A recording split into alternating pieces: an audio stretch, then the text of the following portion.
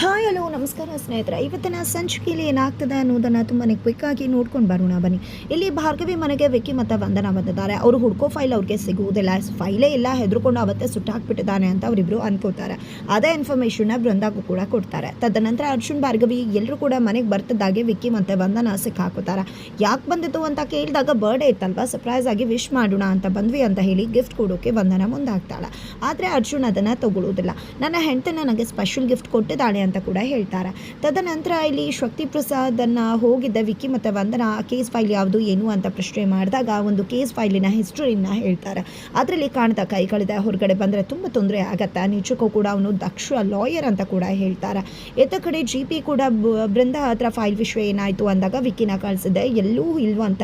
ಖಂಡಿತ ಅವರು ನಿಮ್ಮನ್ನ ಹೆದರ್ಕೊಂಡು ನಿಮ್ಮನ್ನ ಹೆದರಾಕೊಡೋಕ್ಕಾಗದೆ ಅವತ್ತೇ ಆ ಫೈಲ್ ನೋಡಿದ್ರೆ ನೋವಾಗತ್ತೆ, ಭಯ ಆಗುತ್ತೆ ಅಂತ ಸುಟ್ಟು ಹಾಕಿದ್ದಾರೆ ಅನ್ಸುತ್ತೆ ಅಂತ ಹೇಳ್ತಾರೆ. ಹಾಗಿದ್ರೆ ಒಳ್ಳೇದಾಯಿತು ಅಂತ ಜಿ ಪಿ ಹೇಳ್ತಿದ್ದಾಗೆ ಶಕುಂತಲಾ ಅಲ್ಲಿಗೆ ಬಂದಿದೆ. ಯಾಕೆ ಜೆ ಪಿ, ಭಾರ್ಗವಿ ಅಂದರೆ ಅಷ್ಟು ಭಯ ಆಗ್ತಿದ್ಯಾ ನಿಮಗೆ? ಭಾರ್ಗವಿ ಕೊಟ್ಟಂಥ ಸೋಲನ್ನು ಮರೆಯೋಕ್ಕಾಗದೆ ಇಷ್ಟೊಂದು ಹೆದರ್ಕೋತಿದ್ಯಾ? ಯಾಕೆ ರವೀಂದ್ರನೂ ಕೂಡ ಕರ್ಕೊಂಡು ಬರ್ತಿಲ್ಲ ಅಂತ ಹೇಳಿದಾಳೆ. ಹಳೆ ಕೇಸ್ ಓಪನ್ ಆಗುತ್ತೆ ಮತ್ತು ಅದರಲ್ಲಿ ಸೋಲ್ಬೇಕಾಗತ್ತೆ ಅಂತ ಭಯ ಆಗ್ತಿದೆ ಅಲ್ಲ ನಿನಗೆ ಅಂತ ಅಮ್ಮ ಶಕುಂತಲಾ ಕೇಳೋದಕ್ಕೆ ಆ ರೀತಿ ಏನೂ ಇಲ್ಲ. ಯಾರು ಮುಂದೆ ಯಾರು ಕೂಡ ಬಂದು ನನ್ನ ಮುಂದೆ ಗೆಲ್ಲೋ ಯೋಗ್ಯತೆ ಇಲ್ಲ, ಯಾರು ಕೂಡ ಗೆಲ್ಲೋಕ್ಕಾಗಲ್ಲ, ಭಾರ್ಗವಿ ಆಗಲಿ ರವೀಂದ್ರ ಭಟ್ಕಳಾಗಲಿ ಅಂತ ಜಿ ಪಿ ಪಾಟೀಲ್ ಹೇಳ್ತಾರೆ. ತದನಂತರ ಆಯ್ತ ಕಡೆ ಭಾರ್ಗವಿ ಮನೆಗೆ ಒಂದಷ್ಟು ಲಾಯರ್ಸ್ ಬಂದು ರವೀಂದ್ರ ಅವ್ರ ಹತ್ರ ಅಪ್ಲಿಕೇಶನ್ ಫಾರ್ಮ್ಗೆ ಸೈನ್ ಹಾಕಿಸ್ಕೊಂಡು ಮತ್ತೆ ಬಾರ್ ಕೌನ್ಸಿಲ್ಗೆ ಅಪ್ಲೈ ಮಾಡಿ ಮತ್ತೆ ಅವರ ಒಂದು ರಿನ್ಯೂ ಮಾಡಿಸೋಕೆ ಲೈಸೆನ್ಸ್ನ ಟ್ರೈ ಮಾಡ್ತಿದ್ದಾರೆ. ಅದರ ನಡುವೆ ಇಲ್ಲಿ ಅರ್ಜುನ್ ಮುಂದೆ ಜಿ ಪಿ ಬಗ್ಗೆ ಅವನೊಬ್ಬ ಬೆನ್ನಿಗೆ ಚೂರಿ ಹಾಕ್ಬಿಟ್ಟ, ಅವನೊಬ್ಬ ಕೀಡಿ, ಅವನು ಸರಿ ಇಲ್ಲ, ಅವನೊಬ್ಬ ಮೋಸ್ಕರ, ದುಡ್ಡಿನ ಹಿಂದೆ ಹೋಗ್ತಾನೆ, ದುಡ್ಡುಗೋಸ್ಕರ ರವೀಂದ್ರ ಮೇಲೇ ಆಪಾದನೆ ಹಾಕಿ ಕೋರ್ಟಿಂದ ಹೊರಗಡೆ ಇಟ್ಟ, ಹಾಗೆ ಹೀಗೆ ಅಂತೆಲ್ಲ ಮಾತಾಡ್ತಾರೆ. ಈಗ ರವೀಂದ್ರ ಬರ್ತಿದ್ದಾನೆ ಅಂತ ಗೊತ್ತಾದರೆ ಹೆದರ್ಕೊಂಡ್ಬಿಡ್ತಾನೆ ಅಂತ ಕೂಡ ಹೇಳ್ತಾರೆ. ಇದರ ನಡುವೆ ಅರ್ಜುನ್ಗೆ ತುಂಬ ವಿಚಾರ ಆಗುತ್ತೆ, ನನ್ನ ತಂದೆ ಇಂಥವ್ರ ಅಂತ. ನಂತರ ನಾನೇ ಅವರ ಮಗ, ನನ್ನಪ್ಪ ಕೂಡ ಒಳ್ಳೆಯವರೇನೆ, ಬಟ್ ಶಕ್ತಿ ಅಂತವ್ರ ಜೊತೆ ಸೇರ್ಕೊಂಡು ಈ ರೀತಿ ಆಗಿದ್ದಾರೆ, ಖಂಡಿತ ನನ್ನಪ್ಪ ಕೂಡ ಒಳ್ಳೆ ದಾರಿಲಿ ಹೋಗ್ತಾರೆ, ಅವರನ್ನು ಕೂಡ ಹೋಗಲು ಟೈಮ್ ಬರುತ್ತೆ ಅಂತ ಕೂಡ ಹೇಳ್ತಾರೆ.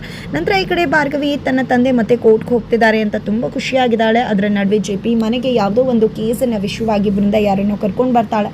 ಅವರ ಒಂದು ಕಾಂಟ್ರಾಕ್ಟಿನಲ್ಲಿ ಕೆಲಸ ಮಾಡ್ತಾ ಇರ್ತಕ್ಕಂತಹ ಒಂದು ಗಂಡ ಹೆಂಡತಿಯ ಮಗು ಕಾಣೆಯಾಗಿರುತ್ತೆ, ಅದು ಅವ್ರ ಮೇಲೆ ಆಪಾದನೆ ಬಂದಿರುತ್ತೆ. ಹಾಗಾಗಿ ಎಷ್ಟು ದುಡ್ಡು ಖರ್ಚಾದ್ರೂ ಪರವಾಗಿಲ್ಲ, ನನ್ನ ಹೆಸರು ಬರಬಾರ್ದು ಅಂತ ಹೇಳ್ತಿರ್ತಾರೆ. ಈ ಕಡೆ ರವೀಂದ್ರ ಅವರು ಕೂಡ ಆ ಒಂದು ಅಮಾಯಕ ತಂದೆ ತಾಯಿಯನ್ನು ನೋಡಿದ ನನ್ನ ಮಗಳಿದ್ದಾಳೆ, ನಿಮಗೆ ನ್ಯಾಯ ಕೊಡಿಸ್ತಾನೆ ಅಂತ ಹೇಳ್ತಿದ್ದಾರೆ. ಕೊನೆಗೂ ಭಾರ್ಗವಿ ಮತ್ತು ಜಿ ಪಿ ಪಾಟೀಲ್ ಮತ್ತೆ ಕೋರ್ಟ್ನಲ್ಲಿ ಮುಖಾಮುಖಿ ಆಗ್ತಿದ್ದಾರೆ. ಹಾಗಿದ್ರೆ ಏನಾಗುತ್ತೆ ಮುಂದೆ ತಿಳ್ಕೋಬೇಕು ಅಂದರೆ ಮುಂದಿನ ವಿಡಿಯೋಗೆ ವೇಟ್ ಮಾಡೋದನ್ನು ಮರಿ